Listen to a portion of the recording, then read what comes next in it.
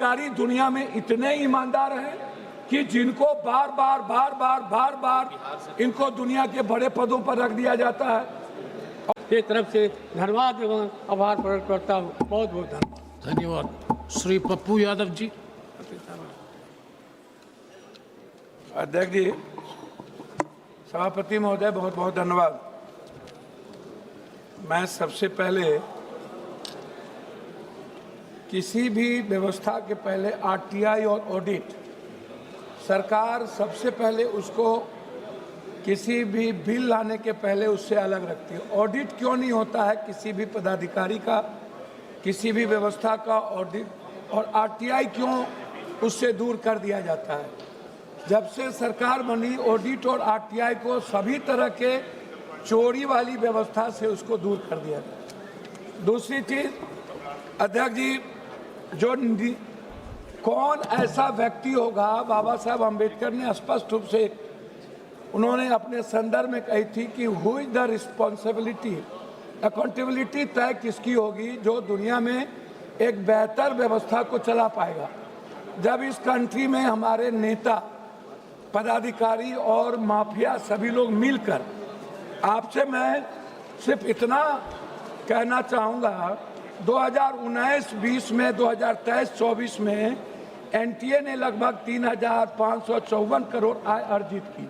3,554 18 में एनटीए को लाया गया। उसके पहले वो मध्य प्रदेश में एजुकेशन में ये बड़े पदों पर थे। हाई कोर्ट ने इनको गिल्टी किया, फिर ये गिल्टी हुए।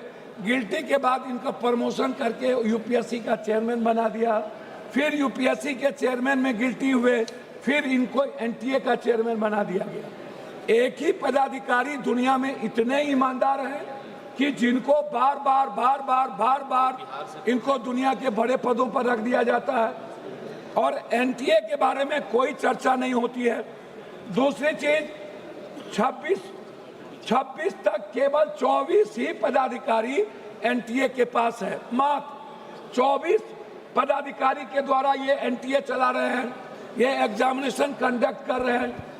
आपको आश्चर्य होगा सभापति महोदय, यह व्यक्ति, यह संस्था एक ऐसी संस्था है जिन्होंने 6 करोड़ से 8 करोड़ बच्चों का फॉर्म भरवाती है। 6 करोड़ से 8 करोड़, 20 लाख एग्जाम होता है 1 लाख नौकरी में, और 15 लाख एग्जाम होता है 1000 की नौकरी में जेई का, और नीट्स का होता है 20 लाख। 1 लाख नौकरी हम दे पाते हैं नहीं। हम कुछ बीएमएस में ले जाते हैं और कुछ हम बीएमएस के बाद नर्सिंग में ले जाते हैं।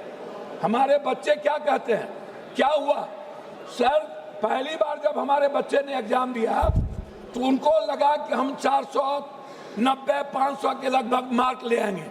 जब दूसरे बार एग्जाम दिया बच्चा तो उनको 290 डिप्रेस में चले गए।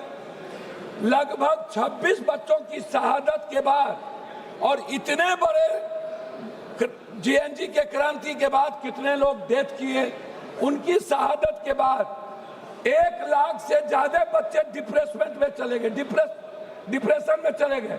उसकी चर्चा इस भारत में नहीं है कि जो पहली बार 500 मार्क्स लाते और दूसरी बार 296।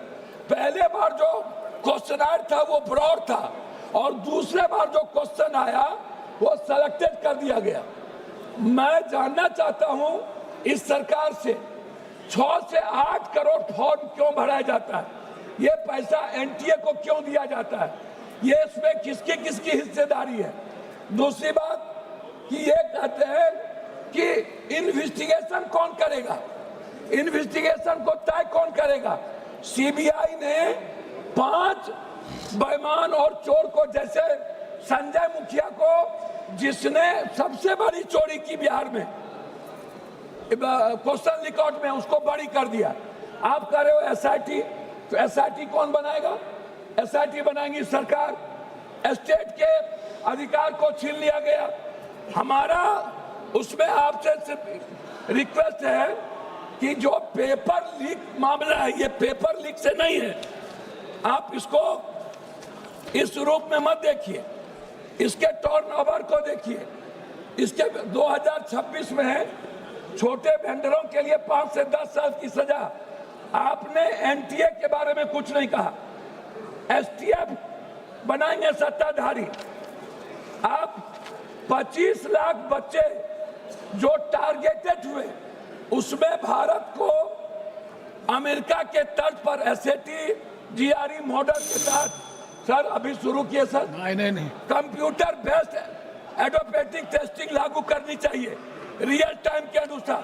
कोरिया शोगनम मॉडल अपनाना चाहिए, जहां पेपर सेट करने वाले सैकड़ों प्रोफेसर परीक्षा से 1 महीने पहले गुप्त स्थान पर कड़ी सुरक्षा में पूरी तरह आइसोलेट कैद कर दिया जाता है। चीन के गुआको एग्जाम की तरह भारत में भी कैंडिडेट्स को पकड़ने के लिए आधार लिंकेड फेशियल रिकॉग्निशन अनिवार्य होना चाहिए। चीन के ही तर्ज पर चीटिंग करने वाले उम्मीदवार को माफियाओं के नाम डेटाबेस में डालकर आजीवन सरकारी नौकरी सुविधा और ब्लैक लिस्टेड कर देना चाहिए। फिनलैंड अब अभी थी सिस्टम से सीख लेना चाहिए कि इंटरनेट वाले क्लोज लोकल एयर गैप पर होती है, जिससे बाहरी हैकिंग या डाटा ब्रीच समाप्त कीजिए। कोई गुंजाइश। जापान में 2021 में कॉमन टेस्ट रिफॉर्म्स के तहत परीक्षा रूट लर्निंग के साथ करना चाहिए। ब्रिटेन ट्योफाल के तर्ज पर भारत की एक स्वतंत्र नेशनल एग्जामिनेशन रेगुलेटरी बोर्ड हो, जिसमें कोई सरकार का इंटरफेरेंस नहीं हो। एनटीए प्राइवेट वेंडर्स को तकनीकी और सुरक्षा ऑडिट करे। मैं बता रहा हूं अध्यक्ष जी, सिंगापुर के तरह digital chain of custody blockchain तकनीकी इस्तेमाल हो, एग्जाम सेंटर तक पूरी तरह एनक्रिप्टेड रहे। एक ये रिक्वेस्ट है, प्राइवेट सेंटर जैसे अध्यक्ष जी प्लीज स्कूल इंजीनियरिंग कॉलेज पर परीक्षा करवाना आउटसोर्सिंग तुरंत बंद करिए। आउटसोर्सिंग थर्ड पार्टी गलत है, बिना फुल प्रूफ के। श्री सोला सिंह जी, श्री सोला सिंह, सॉरी बोला सिंह, जुर्माना नहीं। श्री बोला सिंह, एक माफिया कमेटी है। मैं आपसे 1 मिनट में रिक्वेस्ट करूंगा। प्लीज कंक्लूड करो प्लीज। कंक्लूड कर रहा हूं सर, मेरा रिक्वेस्ट है। धन्यवाद सभापति। एक सेकंड। अरे सर, मेरा रिक्वेस्ट इसमें यह है कि बच्चों की सुरक्षा पर कोई चर्चा नहीं, एनटीए के ऑडिट, आरटीआई और उसको बर्खास्त करने की कोई चर्चा नहीं। आपने एक ऐसा कानून लाया जो माफिया और सरकार को बचाती है। धन्यवाद शुरू करो।